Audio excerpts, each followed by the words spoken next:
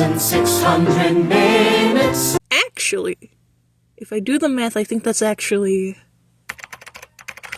5,258,880 minutes.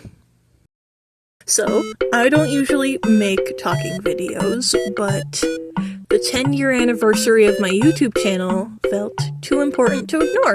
Like, this has been part of my life for years, literal years, even though I only really started making and posting videos fairly recently. So, reminisce with me for a little bit as I talk about how this platform has changed and what it means to me. I've been watching YouTube videos for basically my entire life. I remember when you could just watch full episodes of cartoons on here because the copyright detection system was basically non-existent. But as I showed off in the intro, I didn't make an account until 2015. That was when I got a tablet for Christmas and set up an email account. So I suppose this is also the anniversary of me properly using the internet, but I digress.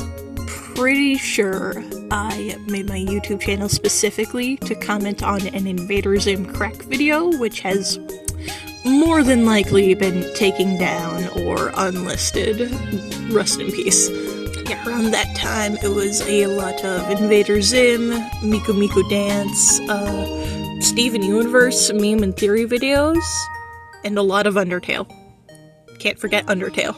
Later on, I had a phase where I was watching a lot of classic Smosh, you know, Food Battle, the skits, the cartoons. And nowadays I've actually been watching a lot of current Smosh, and I feel like they could not be more different, but that's not a bad thing. They have definitely changed for the better.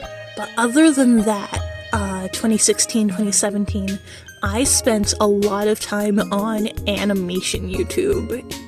Storytime, animations, animation memes, cartoon reviews, the whole 9 yards. I remember when Jaded Animations was a new channel. If you remember her Dinosaur Pancakes animation, which I'm fairly certain has been unlisted, but I remember when that was one of the only videos on her channel. And it's crazy to me that she and a lot of other classic storytime animators have, like, come so far. Like, the speaker is always properly lip-synced, and oftentimes there will be, like, skits and multiple parts moving on the screen that are animated, like, really nicely. But I remember when she was just a college student in her dorm/bedroom making videos about her weird teachers for fun. And I blink and she's an adult. And I'm an adult. And animation memes. Oh my god. What to say about animation memes? I didn't actually animate any of my own, but I was obsessed. Unfortunately, that means I was also super entrenched in the discourse surrounding them. I wasn't involved directly, thank goodness. I was more so watching from the sidelines with my binoculars and popcorn. But, it was miserable in that community sometimes. I'm specifically thinking of the popular channels that were just grown adults tearing kids apart for making simple loops and head bobs and not, like, Disney level shit. I still don't forgive them. Fuck those guys. Sorry. But, like, if you so much as had a Flip-a-Clip logo in your video, you'd be murdered. It was awful. But pivoting to a more positive aspect, the influence animation memes had on me cannot be understated. If you dig really deep into my big music playlist, you'll find some songs that were used in classic animation memes. I believe the culture around original characters in this community contributed to me creating the OCs that I have now. I made most of mine when I was in middle school, and they're still really, really dear to me all these years later. I said earlier that I didn't actually make any animation memes, even though I wanted to. For a long time, I've had a bad habit of sitting on ideas and not doing anything with them. This is for a lot of reasons. I'm either busy with work or school, I don't have the energy to do anything, or I'm too focused on something else. But actively uploading things to YouTube has helped me out a little. And I hope that in another 10 years, I'll have made some really awesome stuff that's been stuck in my brain for years.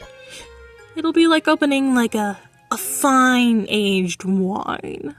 And that transitions really nicely into actually making videos and uploading them! So the actual process of editing and creating videos is more fun than I expected. It helps that I knew the very basics on how to navigate editing software thanks to a TV media class that I took in high school. And with every new project that I work on, I feel like I'm learning how to do something new in my program or getting to know it better. A hurdle that I, and I think a lot of other people face with creative projects and using new mediums is starting. It's intimidating jumping headfirst into an editing program and not knowing what all the buttons do. Luckily, we live in the age of the internet, and there's 5,000 different tutorials on how to use your editing software of choice. But there's also the fear of being an amateur, of your work not being up to snuff to the work you look up to, of people judging or disliking what you make. And I won't pretend that isn't hard. All of that really sucks. But you can't let it stop you from making things. Inevitably, you're going to have to enter your throw shit at the wall and figure it out era, and just see what works for you. A lot of people who were there to witness it say that early YouTube has this energy of no one caring. No one was trying to be famous or make money. It was just a bunch of people having fun and doing whatever. And I really want to keep that energy when I make things. There's a lot I haven't done yet that I still want to try. And I don't want to be tied down to one type of video for fear of alienating an audience. I want to keep this as a hobby for me, for fun. I've been mostly making YouTube poops, but the sketchbook tour felt a bit like a pivot. But it was something I had always wanted to do, and I'm glad people responded so well to it. I don't think I'm going to hard pivot to only doing art videos, as evidenced by the other videos I've uploaded since. But it's just another avenue to explore, and I have the freedom to do whatever. Speaking of the sketchbook video, I got some really nice comments on it, and if you've ever commented on my videos, thank you! Thank you! Getting comments on my stuff has been super gratifying, and like I said, I do this as a hobby, so even though it's mostly for me, it feels good to know that other people like my stuff.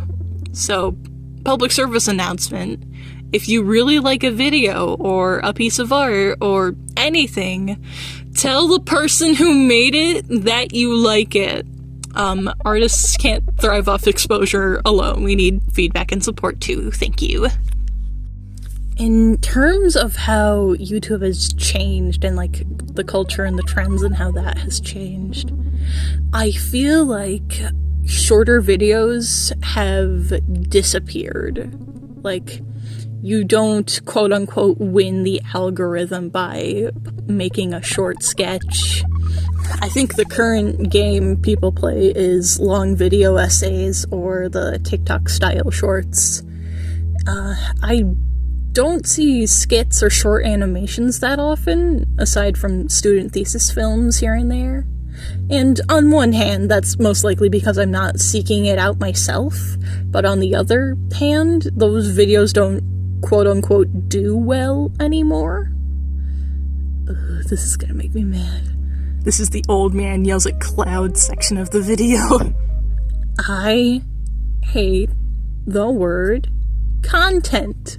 It makes me cringe. When someone says they're a content creator, I cringe.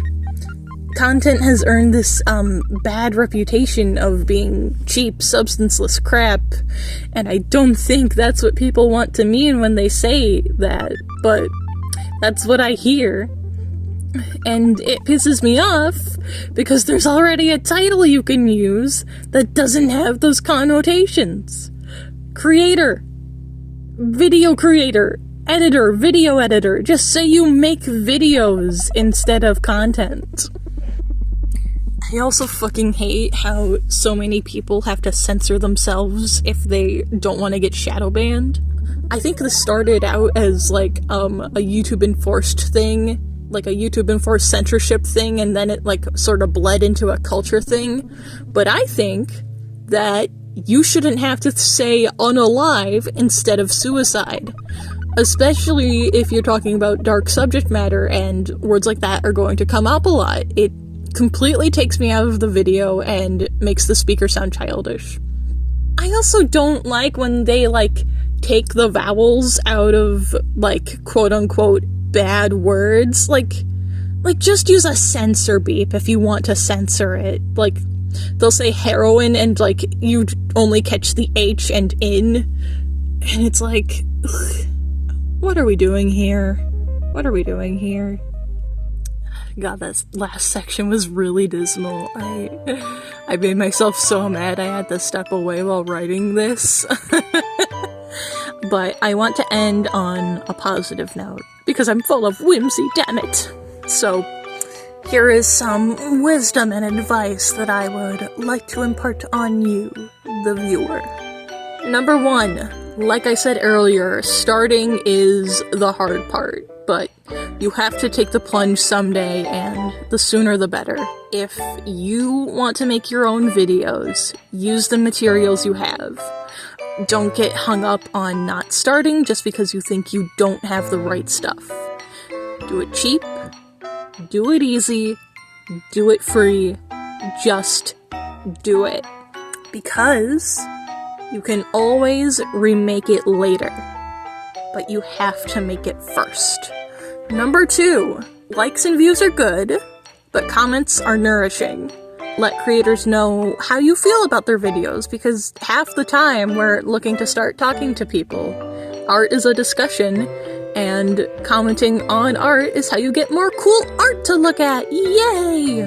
Number 3, it's okay to be an amateur. You don't have to make everything hyper-polished with a budget of $3 million. You can be unpolished. I am giving you permission to be kind of scrappy. Because a lot of times people just don't notice, and if they do, a lot of people might think it's charming. And that's all I wanted to say, really. I don't have a lot of subscribers, but I want to thank every one of you for being interested in my art and following me at the beginning of this quote-unquote journey. Thank you for watching, and thank you for letting me be sentimental. See you next time.